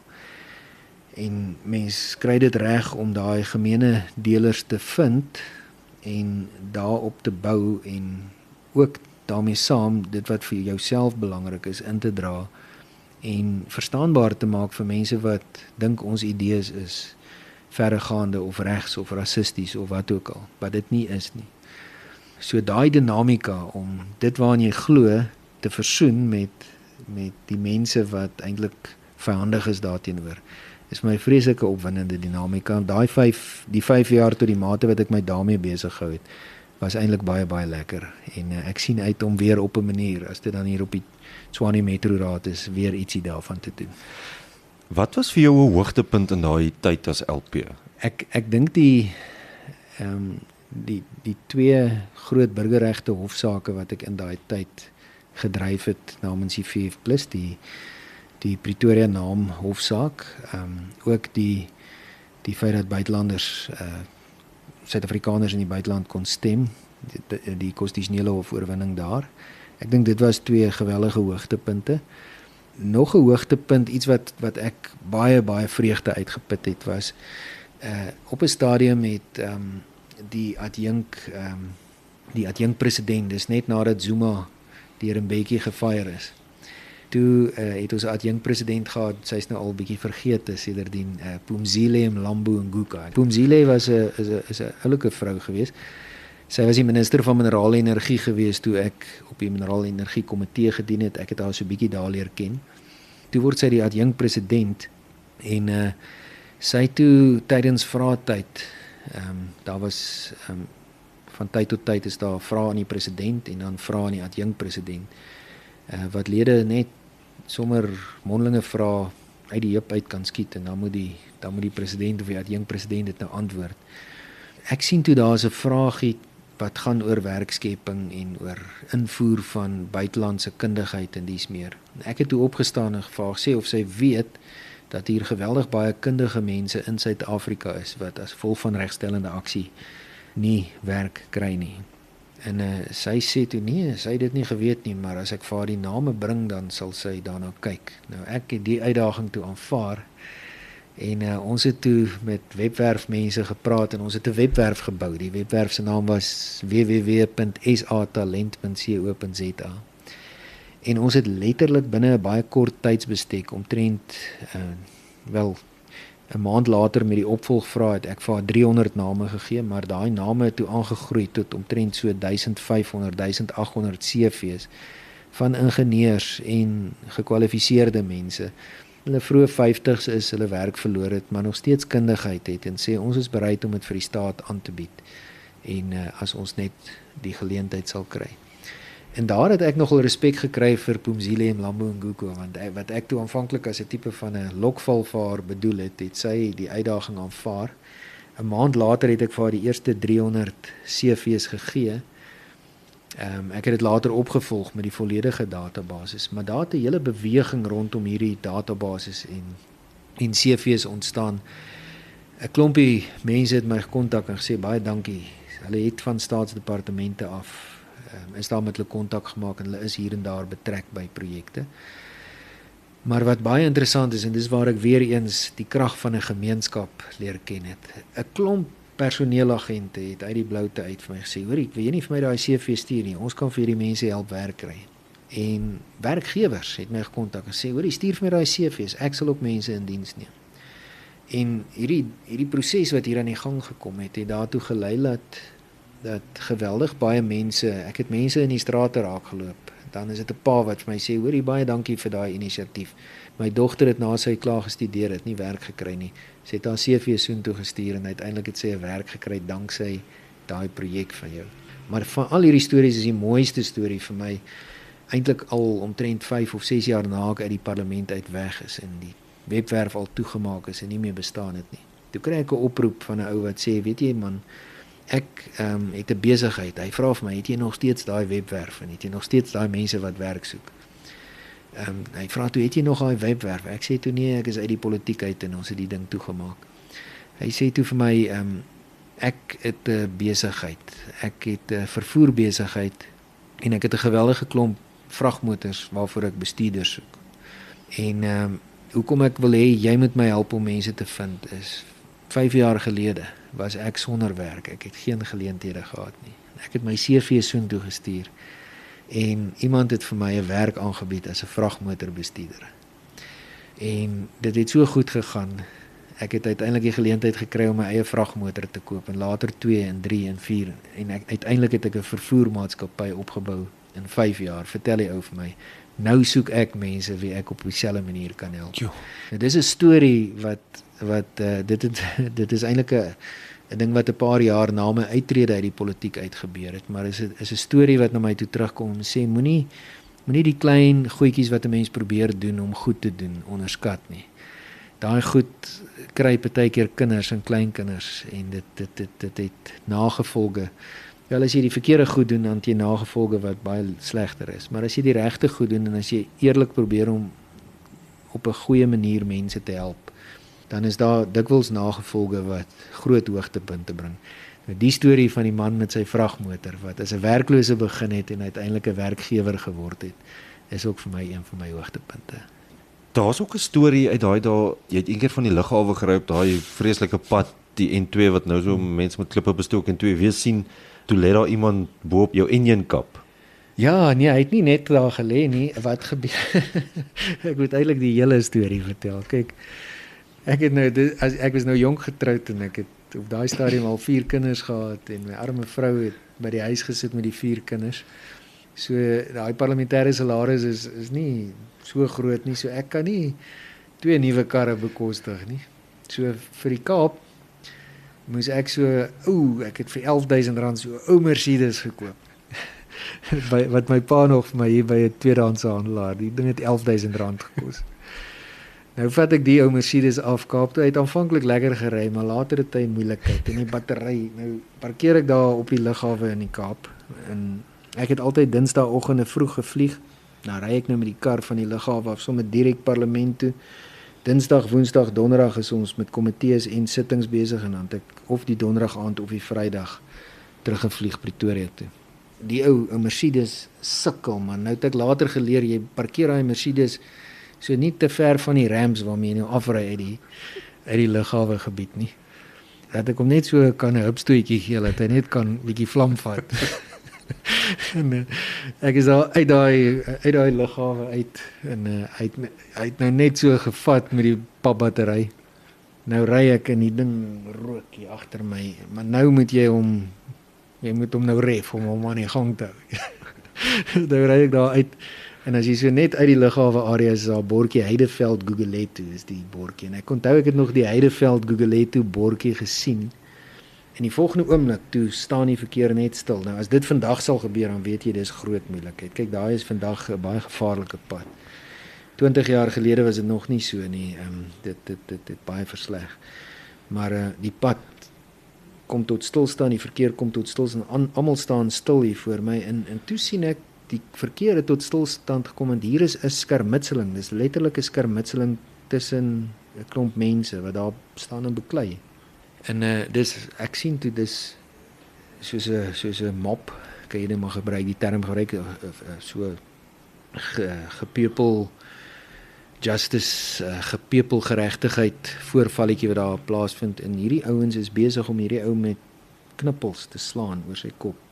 En dit gebeur daar en die volgende oomblik toe hardloop die ou weg en man ek word yskoud want toe ek weer sien, toe begin die verkeer beweeg hier by my, voor my. En dieselfde asem spring hierdie bebloede man pens en potjies bo op die voorkant van hierdie Mercedes. En hy kyk vir my so deur die venster en hy sê hy bedui met sy vinger ek moet ry. Nou ek trek toe nou maar weg en ek ry en dit is soos dis een van hierdie fliektonele amper want soos ek nou hierdie ou Mercedes gelukkig het hy nie gestol daar. Want dan het ek ook moeilikheid gehad. Hy bring sy kant en ons trek so weg so onder hierdie manne wat met die pikstele so aangehardloop kom om hierdie ou nou nog verder te slaan. Nou ry ek, nou dag ek wel as ek so 200-300 meter aanry, dan het my passasier daarom so 'n bietjie van 'n voorgee, dan kan hy mos nou afklim en verder loop of hy kan as hy nou wil binne in klim, is dit ook reg. So ek het letterlik so 500 meter aangery op die snelweg met die man wat so vir my hy sit so aan 'n 4 voet voor loer vir my so. En toe ek nou begin spoed verminder om nou stil te hou om geleentheid te kry om of in te klim of af te klim en weg te hardloop. Toe wys hy so vir my, nee, hy skud sy kop en hy sê, nee, ry aan. Nou toe daag ek wel, laat ek dan nou maar aanry. En ek ry toe nou maar so stadig aan, ek mens hom nie jaag met 'n passasier voorop nie.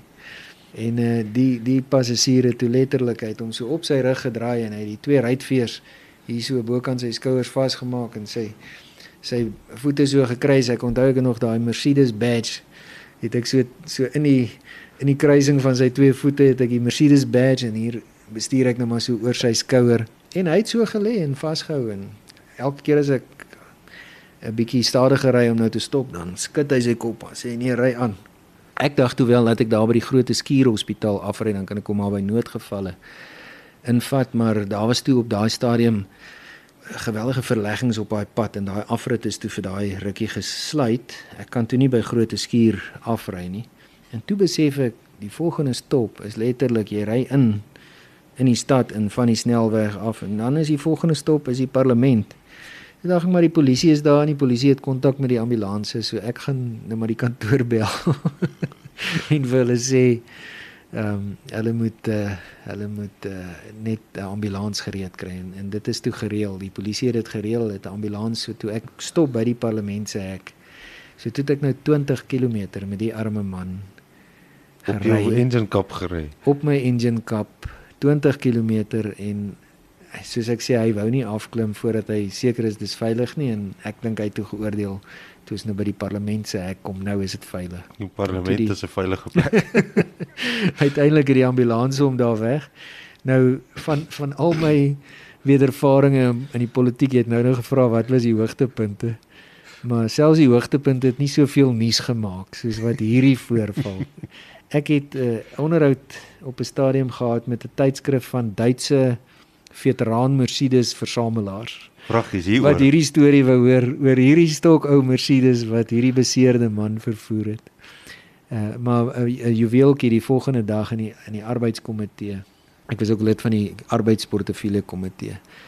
Was daar een van die ANC-lede voordat die komitee vergadering begin, dan is daar nou tyd vir vermelding in lief en leed en die tipe van goed en die een ANC-lid daar is 'n ou in 'n rolstoel, Joseph Mzondeki, maar 'n baie spitsvondige ou, ek het hom altyd baie geniet. En toe dit tyd is vir die vermelding, steek Joseph sy hand op en hy sê vir die voorsitter, Chairperson, I just want to mention our colleague, Honorable Spies, and I want to commend the fact that he has become so progressive. He said, in the apartheid days we had to sit on the back of the bakkie. But Mr. Spies is so progressive, he allows us to sit right in front. Nou, dis toe 'n groot geskater en 'n groot gelag daar. Maar ja, dis die hele storie. Ek het uiteindelik toe gehoor dat die ou is toe opgeneem, die ambulans het hom weggeneem, hy is toe behandel en hy is later ontslaan. Hy het beweer dat hy 'n selfoonhandelaar was, hy het 'n sak vol selfone by hom gehad. Maar dit klink vir my of die gepepel groepie wat hom nou so getimmer het, onder die indruk was dat hy die selfone gesteel het. En toe is dit nou letterlik een van hierdie voorbeelde van gepepel geweld wat hulle sou seker die arme man doodgemaak het as hy nie weggekom het nie, maar hy het daarin weggekom. Wil jy's weg uit die politiek omdat die leier van die VF+ daai tyd Dr Pieter Mulder adjunkministerspos aanvaar het in Zuma se tyd. Jy het nou nog genoem Pieter Groenewald is nou in die regering van nasionale eenheid. Is dit nou meer aanvaarbaar as die VF+ in die regering van nasionale eenheid is? Ek ondersteun die konsep van die regering van nasionale eenheid baie sterk en ek dink die meerderheid van ons kiesers en dit is van al die partye, meerderheid ANC kiesers, meerderheid DA kiesers, meerderheid VF+ kiesers wil graag sien dat hulle leiers deel van die regering vorm. So die konsep van uiteenlopende partye wat saamwerk en iets goeds tot stand bring is 'n konsep wat ondersteun word deur die kiesers. En daarom ondersteun ek die feit dat die VF ook deel is van die regering van nasionale eenheid.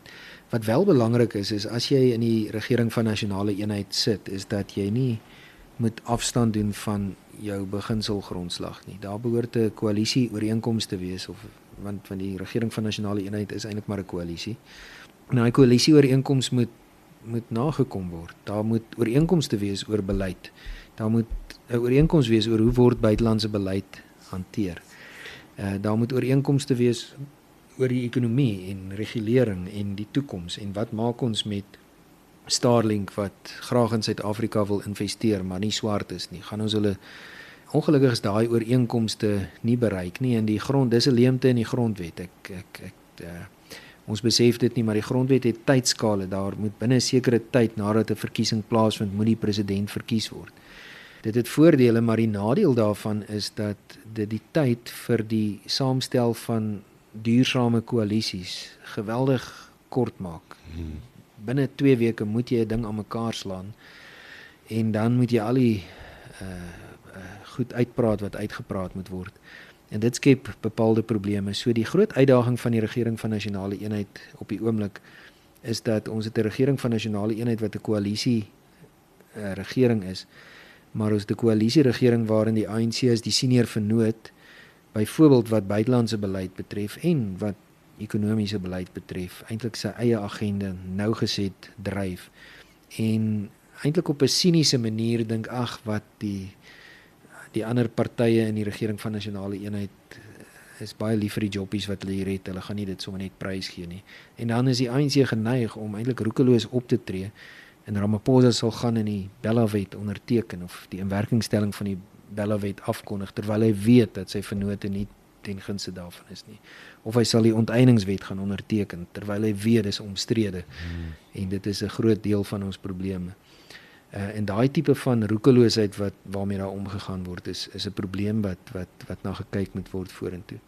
Wat ek geweldig waardering voor het, is die wyse waarop Pieter Groenewald sy portefeulje hanteer. Ek het nou dit as 'n voorbeeld gebruik van hoe 'n mens behoort te maak as jy dan nou burgemeester word of wat ook al. Pieter Groenewald het vir my anders as die ander lede van die regering van nasionale eenheid, het hy nie geskroom om sy eie idee-raamwerk ook in sy portefeulje af te druk nie. Hy het omstrede goed gesê. Hy het byvoorbeeld gesê, jong, ons het soveel jeugmisdadigers, hulle word in die tronke opgeneem en hulle word groter kriminele in die tronke. Moet ons nie liewer lyfstraf weer oorweeg en vir die ou 6 houe met 'n rotting gee en huis toe stuur en hoop hy doen nie weer wat hy gedoen het nie, as om hom nou te stuur na 'n tronk toe wat eintlik 'n universiteit van misdaad is. Nou dis baie omstrede. Die woke mense en die lefties hou niks daarvan nie. Maar dis 'n geldige punt. Dis 'n punt wat 'n mens weer oor moet praat en dit kom uit 'n idee-raamwerk wat totaal verwyderd is van die ANC se idee-raamwerk. Maar Groenewald was nie bang om dit op die agenda te sit en 'n debatspunt daarvan te maak nie. Dit sê nie ons gaan nou lyfstraf kry of ons moet lyfstraf kry nie, maar ek dink 'n minister vanuit 'n oppositieparty moenie bang wees of skroom om die goeie idees wat eie is aan die idee-raamwerk waarvan hy kom op die tafel te sit en eintlik die hele debat te verryk daarmee nie. Ek vind dit ongelukkig met van die ander lede van die regering van nasionale eenheid nie. Van die ander lede van die regering van nasionale eenheid kry mens dikwels die idee dat hulle die ANC ideologie net so hulle eie gemaak het en dit net probeer beter en met minder korrupsie toepas as wat die ANC dit doen. En dis 'n probleem want die ideologie van die ANC, die sosialistiese ideologie, is 'n gevaarlike ideologie. Dis 'n ideologie wat ekonomie vernietig. Dit is 'n ekonomie wat nie rykdom versprei nie, dit versprei armoede. En dis 'n ideologie wat nog in elke land waar dit toegepas is, groter ellende gebring het en nie groter ekonomiese groei nie. So ons moet wegkom van daai kompleks af dat ons deel raak van 'n regering van nasionale eenheid en net eenvoudig die ANC se agenda ons eie maak. Ek dink Pieter Groenewald het dit goed reg gekry. Hy onderskei homself as 'n minister en dis hoekom ek sien meningspeilings en goed wat vra wie is die oppositie lid of die minderheidsparty lid in die kabinet wat jou die meeste beïndruk, dan wen Pieter Groenewald baie ver. Ek dink dis omdat hy getrou bly aan dit waar hy vandaan kom en daarmee saam sy werk wat hy het om te doen, goed doen en nou gesê doen. So met dit as uitgangspunt is ek ten gunste van deelname in die regering van nasionale eenheid. 16 jaar gelede was ek skepties oor die adjunkministerskap want ons moet onthou daai tyd was die ANC baie sterk. Dit was die sterkste, dit was aan die einde van die Mbeki era. Dit was aan die einde van die era waar daar ekonomiese groei was, waar dit eintlik relatief goed gegaan het in die land en die ANC het baie goed gedoen. Hy het meer as 65% van die stemme gekry. Eintlik danksy die goeie werk wat onder die Mbeki bewind gedoen is. Maar toe Zuma daar, die Zuma wat ons nou ken met al sy gebreke is toe nou daar. En Zuma wil graag geloofwaardigheid gee aan sy eie rol en toe hy en ons moet onthou dit was nie net die VF+ wat deel was van daai poging nie. Dr Pieter Mulder het 'n adjunkministerspos gekry, maar Tony Leon het 'n ambassadeurspos gekry. Sandra Botha het 'n ambassadeurspos, Douglas Gibson het 'n ambassadeurspos gekry. So dit was deel van 'n breë ding om eintlik die oppositie en ek het daai tyd gevoel maar terwyl die ANC so magtig is en hulle in elk geval gaan doen wat hulle wil doen, moet 'n mens nie toelaat dat ons gekoopteer word in 'n regering nie. Dit was die debatspunt wat ons intern daar gehad het. Maar en dit is 'n tweede baie belangrike maar. Ek het net nou vir jou gesê toe ek wegstaan uit die politiek uit. het ek 'n bietjie perspektief gekry, ek het 'n bietjie afstand gekry. En ek het Pieter Mulder goed geken en ek het nog hom steeds goed geken in die 16 jaar sedert ek daar weg is. En wat ek vir jou kan sê is hy het getrou gebly aan wat hy glo. Hy is nog steeds net so betrokke by elke inisiatief wat hy betrokke by was voordat hy adjunkminister geword het. Hy het dit ook nie prys gegee ter wille van daai adjunkministersposisie nie. So met die wysheid van nabetragting is ek was daai tyd daarteen gekant. Ek kan nie dit ontken nie want ek is in die media aangehaal daaroor. Maar met die wysheid van nabetragting dink ek dat dit nie die skade gedoen het wat ek gedink het dit sou doen nie.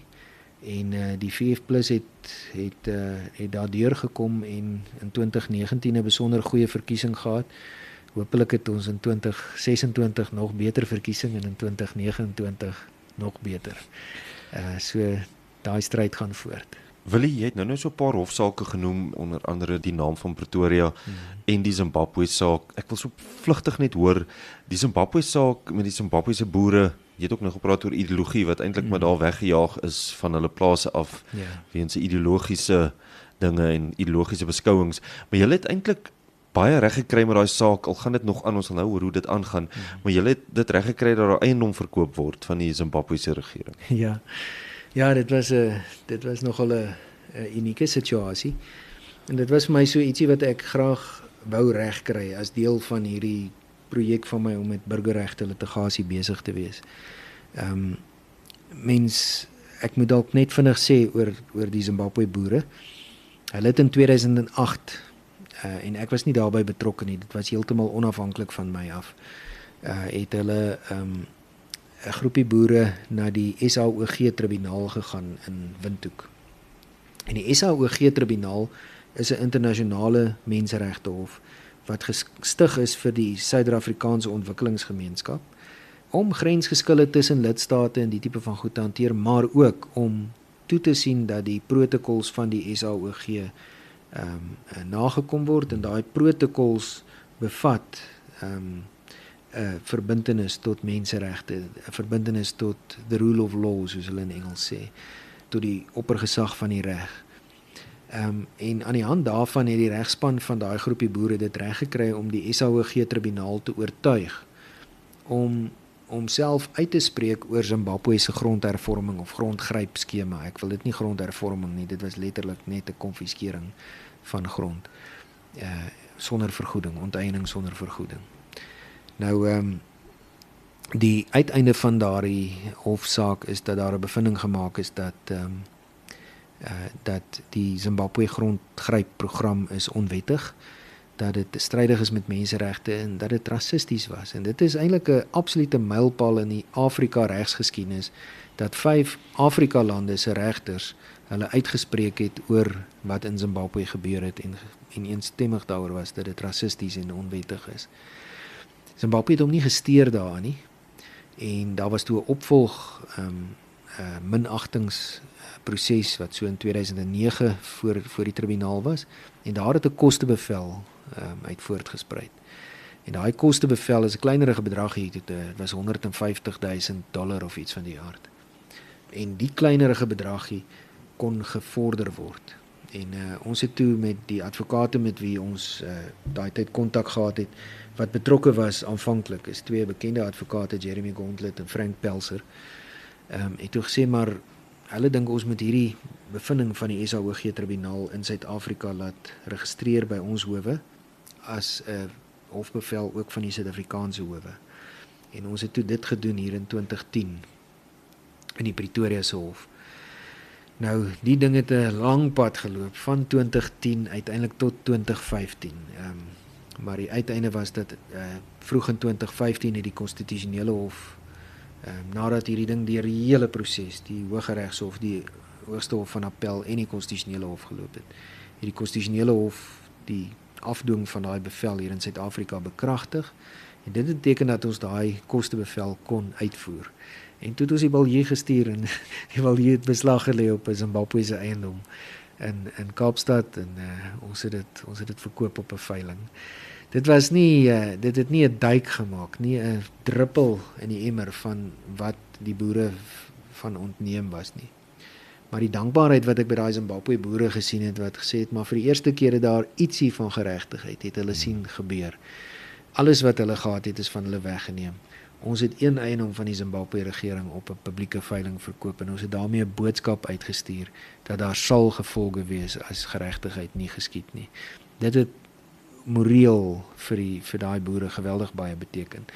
Is die geveg al gewen? Is nog glad nie gewen nie. Dit is 'n lang uitgerekte storie. Die Zimbabwe regering is bankrot enerzijds en anderzijds is die diefstal wat onder Mnangagwa plaasvind nog groter waarskynlik as onder Mugabe.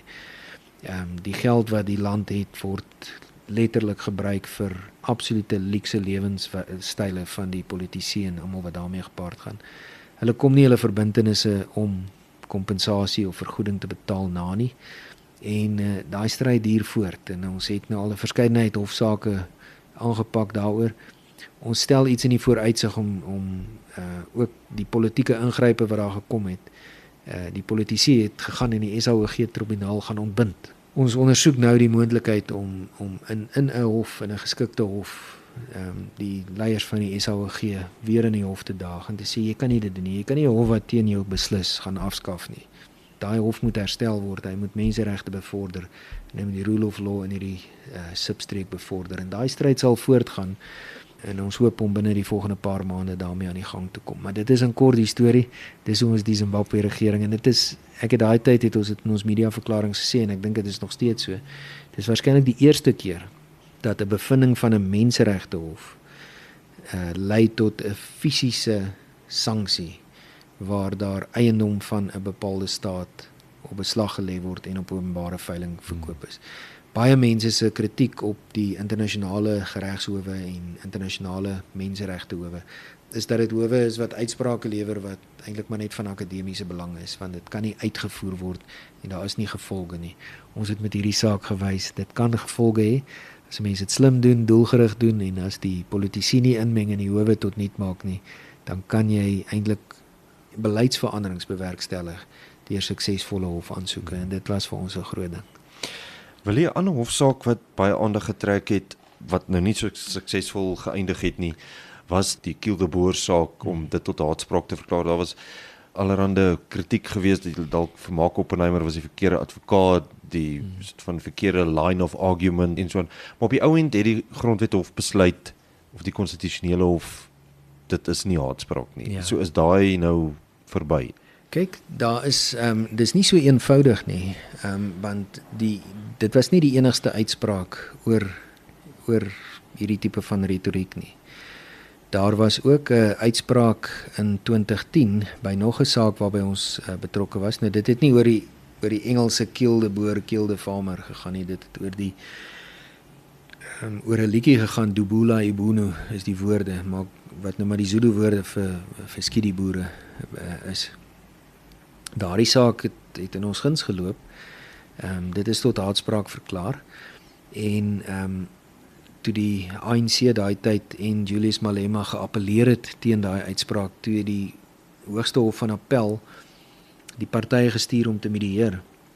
En daar's toe by wyse van mediasie tot 'n ooreenkoms gekom dat die ANC en Julius Malema en AfriForum en die TLI-SA wat die partye was, hulle self daartoe so verbind om hulle ondersteuners aan te moedig om hulle te weerhou van die gebruik van liedere wat eintlik verdeling in die samelewing werkstellig.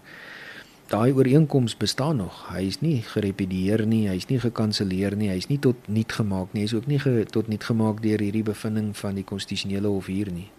En ek dink iewers in die toekoms op die regte stadium sal 'n mens Malema voor 'n hof moet kry oor die feit dat hy daar party was tot 'n ooreenkoms waar hy hom daartoe verbind het om nie strydliedere te sing op 'n manier dat dit mense seermaak of aanstoot gee of alles wat daarmee gepaard gaan nie. So daai geveg is ook nog nie heeltemal verby nie.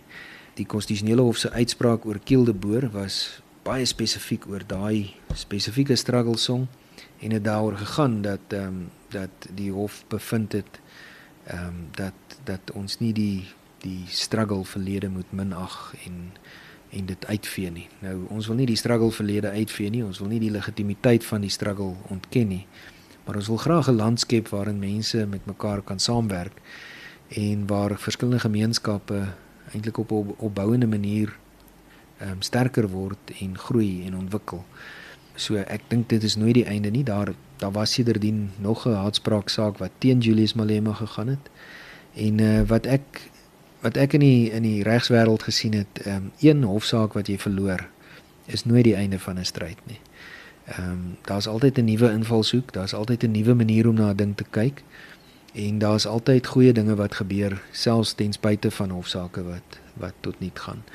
Ek dink met tyd sal Malema ook groot word en met tyd gaan hy ook leer dat dit nie die pad is om te loop nie. Hoe hy dit gaan leer sal ons moet sien, of hy dit by die stembus leer of die kiesers om dit leer en of hy doodgewoon net volwasse en groot raak en besef dit is nonsens wat hy hom nie meer moet bemoei nie. Maar mense is interessante goed, mense verander, mense kan ten kwade verander, maar mense kan ook ten goeie verander. En ek wil nooit my geloof in daai moontlikheid van mense wat ook ten goeie kan verander en wonderwerke wat kan plaasvind. Ek wil nooit my geloof daarin verloor nie en daarvoor sal ek werk en daarvoor gaan ek bietjie in die politiek kyk of ons iets kan regkry. Net kortliks gesels oor Pretoria FM. Jy het dit gevat van Radio Pretoria na 'n baie soort van meer moderne stasie wat Pretoria FM is. Ja, dit was 'n wonderlike voorreg. Eintlik vir 14 van die 16 jaar wat ek uit die politiek uit was ek bevoorreg dat hierdie verantwoordelikheid vir my gegee is om daar iets te probeer doen. Dit het moeilik gegaan 15 jaar gelede toe ek betrokke geraak het. Die radio was by 'n bestaanskrisis op daai stadium en ons moes bietjie vir bietjie aanpassings maak. Enige ding wat presies dieselfde bly, die feit dat 'n ding presies dieselfde bly soos wat tyd aangaan is eintlik 'n aanduiding dat hy nie meer leef nie. So verandering is nodig, verandering is noodsaaklik en verandering ter wille van verandering is nie goed nie, maar verandering ter wille van verbetering is noodsaaklik. En dis maar die filosofie wat ons by die ou Radio Pretoria gaan toepas het en uiteindelik die radio laat ontwikkel het tot by Pretoria FM, 'n radiostasie waarop ek trots is. En mense waarop ek trots is en wat ek dink 'n gerekende speler in die wêreld hier is. Ek dink nie daar kan net een radiostasie wees nie. Daar moet, soos wat daar verskeidenheid, 'n hele spektrum van smake is en 'n hele spektrum van idees, is dit vreeslik belangrik dat daar ook 'n spektrum van radiostasies, spektrum van keuses is waarmee mense kan luister. En vir my was dit lekker om hierdie projek te kry, om van hierdie een unieke instellingkie wat geskep is deur mense wat net geloof en drome gehad het. Geloof, drome en ou SAIK toerusting. Daai drie goed het hulle gegaan 'n radiostasie gebou en is lekker om te sien hoe dit nog steeds voortgaan. Willie, in 'n neutedop, jy het nou nog gepraat van AfriForum en Solidariteit wat groot kliënte van jou is, maar ander twee interessante kliënte van jou, Paul O'Sullivan wat nou weer in die nuus is, wat 'n kliënt van jou was, maar ook Twatterbaas wat eintlik tot 'n baie groot soort van debat, openbare debat gelei het en soort van op Lourentia Eckart se program. En dit duik nou nog op daai debat wat daar was. Ja, ons betrokkenheid by Twatterbaas was baie beperk geweest. Ons het hom maar net gehelp om die media navraag te hanteer. Hy is 'n oulike gastehuis-eienaar. Hy het op 'n plaas gebly, hulle die plaas verkoop en hy het in 'n gastehuis gaan bly. Hy loop met die vrese waarmee elke persoon wat op die platteland bly loop, en dit is die vrese van persoonlike veiligheid. En hy het daai vrese verwoord deur middel van sy X-rekening en deur middel van sy plasings, en dit het geweldige trefkrag gehad, en dit het uiteindelik selfs mense soos Elon Musk bereik. En die media, en ek moet nou spesifiek News24 dan noem, het gedink dis iets wat nou doodgedruk moet word. Nou, dit maak nie vir my sin nie. Die media se werk is juis om inligting te deel, en die deel van inligting. Die media se werk kan nooit wees om sekere mense te begin sensureer nie, selfs al hou jy nie van wat daai mens sê nie. Jy kan berig wat die ou sê, en laat die mense wat jou publikasie lees dan oordeel of hulle hou van hierdie mense en of hulle nie hou van die mens nie, of hulle hou van die goed wat hy sê en doen en of hulle nie daarvan hou nie. Maar om die rol van 'n supersensor te begin speel om te sê sekere goed mag jy tweet en ander goed mag jy nie tweet nie.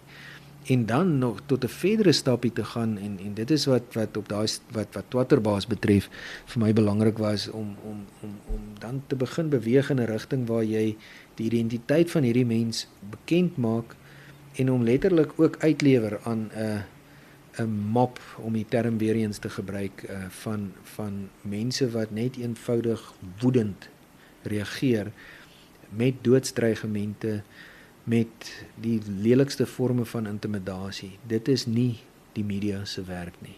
En ek staan en val daarby doxing en wat met Twitterbaas gebeur het, kom neer op doxing. Dit is nie reg nie. Ons het hom probeer bystaan in daai proses en gelukkig het die meeste stof daar rondom gaan lê. Wat Paul O'Sullivan betref, Paul het ons by betrokke geraak. Ons firma het hom gehelp met 'n totaal van 8 strafsake waar die staat hom oor allerhande onbenullighede aangekla het. En dit was gewoonlik mense wat aan die ontvangkant van sy forensiese ondersoeke is. Mense wat verdink word van korrupsie, verdink word dat hulle oneerlik optree, verdink word dat hulle verkeerd by hulle werkgewers opgetree het. En dan is Paul O'Sullivan die privaat ondersoeker wat nou hulle optrede ondersoek namens 'n kliënt. En die storie word dan omgekeer en dan word die goed wat hy doen word geklee in die kleed van beweerde misdade. Soos as Paul O'Sullivan byvoorbeeld 'n persoon gaan oplaai by sy kantoor en sê, hoorie, ek gaan jou na my kantoor toe vat dat jy 'n verklaring kan maak en dan gaan ek jou terugbring.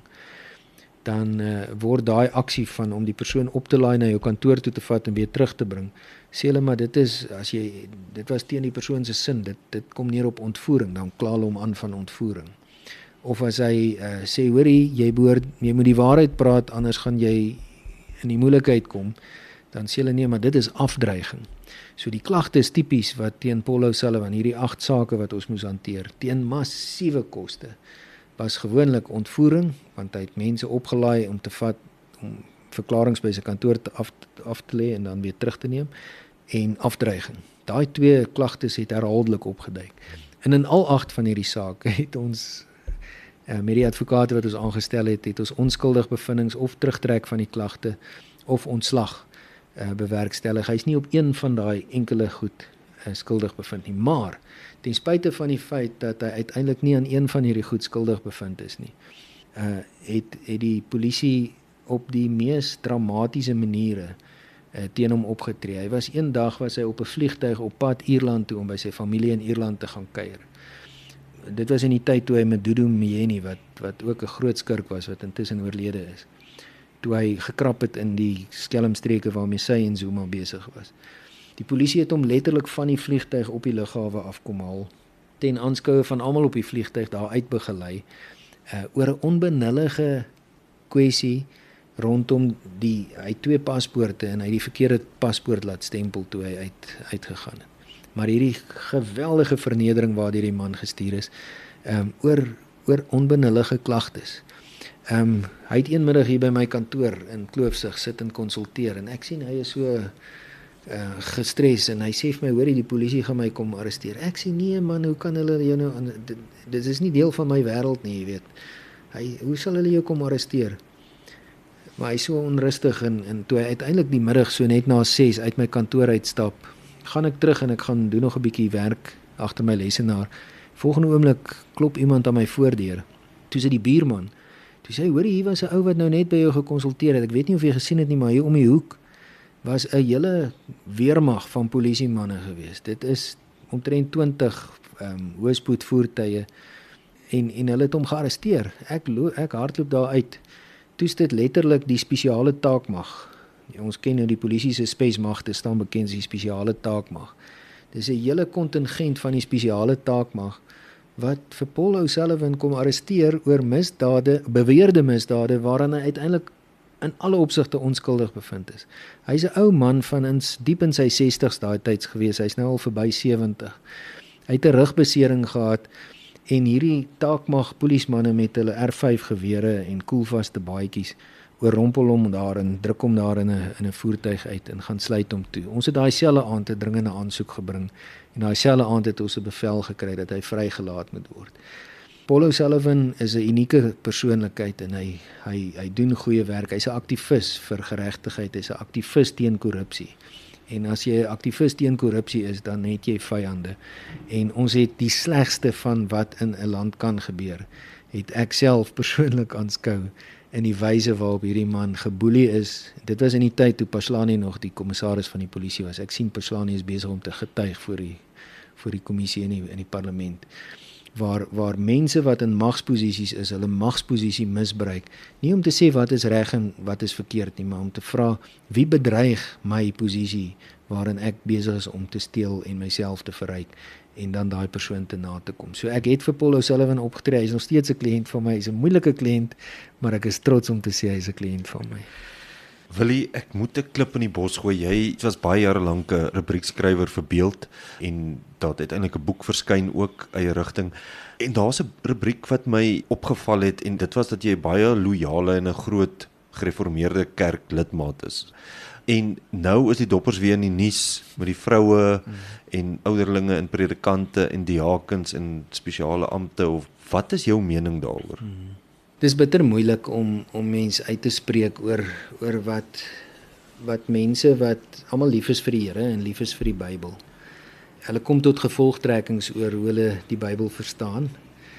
En baie keer verskil daai gevolgtrekkings om dan dit in die media en in die groot klok of onder 'n ondersoeklig te ondersoek is bitter moeilik, want ek weet hoe belangrik dit vir albei kante van daai debat is om die antwoorde in die Bybel te gaan soek. My persoonlike mening oor die vrou in die amp is dat ek respekteer albei die sieninge, albei kante van die debat. Ek is wel hartseer dat dit op die spits gedryf is. 'n belangrike element van die gereformeerde kerk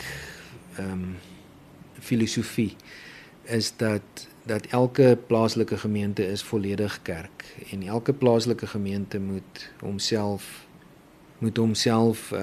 rig volgens die Bybelse voorskrifte, volgens die kerkordes en alles wat daarmee gepaard gaan. En ek dink ek sou nie as buitestander ondersteun ek nie 'n gedagte waar gemeentes wat sekere dinge anders sien uitgesluit word uit 'n breër verband nie. Ek dink dit is 'n hartseer dag en ek dink dis 'n debat waaroor die antwoorde nie altyd 100% klink klaar is nie.